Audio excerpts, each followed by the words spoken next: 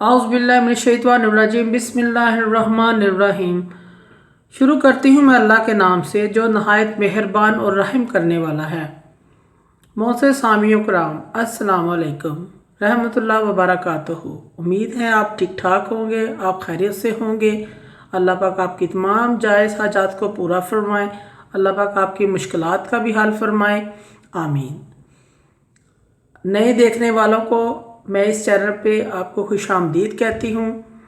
आज हम बात करेंगे ख्वाब में पौधा देखने के हवाले से।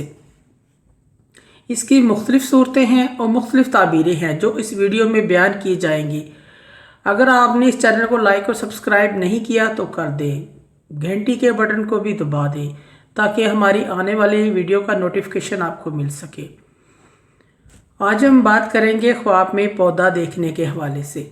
ख्वाब में पौधा देखना फ़ायदा हासिल होने, बेहतरी पाना और कोई ना कोई खुशी मिलने की अलामत है।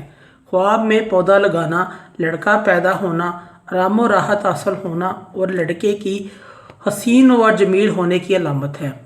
ख्वाब में चमेली का पौधा देखना पाकीज़ा गुलाम पाकीज़ा के फरार हो जाने की अलामत है।